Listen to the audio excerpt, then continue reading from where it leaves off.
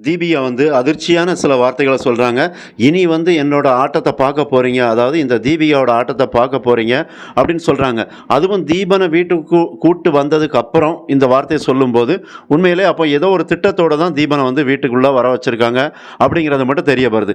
ஏன்னா, அவங்க சொல்றது ஐஸ்வர்யாவுக்காக தான் இந்த வீட்ல நாம வந்து பிடிச்சிருக்கோ, பிடிக்கலையோ, ஆனா சேர்ந்து வாழணும். நம்மளோட குழந்தைக்கு எதிர்காலத்துக்காக சேர்ந்து வாழணும் அப்படின்னு நெனைக்கிறாங்க.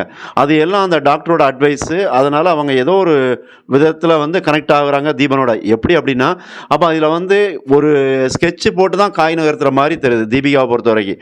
அப்ப டாக்டர் சொன்ன உடனே அவ்வளோ சீக்கிரத்தில வந்து ஐஸ்வர்யாவுக்காகலாம் தீபிகா வந்து தீபன வீட்டுக்குள்ள சேர்க்கணுங்கிற எண்ணம் இல்ல. அதுக்கப்புறம் அவங்க யோசித்து பார்த்துருக்காங்க.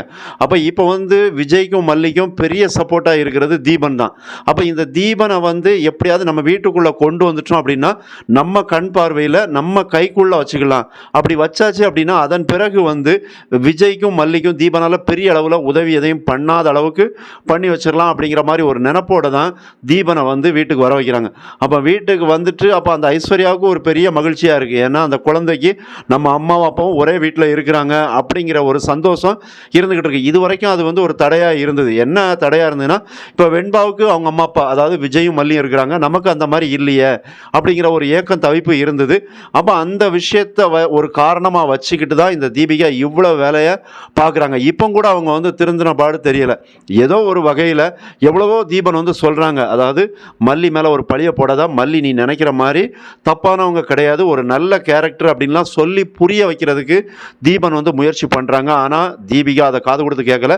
அப்ப அடுத்ததா என்ன ஸ்டெப் எடுப்பாங்க தீபிகா அப்படின்னு பார்த்தா, அடுத்ததா இப்போ ஒரே ஒரு விஷயம் முக்கியமா நடக்க போகுது. இந்த கவின் வந்து பிடிபடுவாரு அப்படிங்கிற மாரி தெரியுது. அப்ப பிடிபடும்போது அந்த கவினுக்கு ஏன்னா கவின் பிடிபட்டதை தீபன்கிட்ட தான் கண்டிப்பா விஜய் சொல்லுவாரு.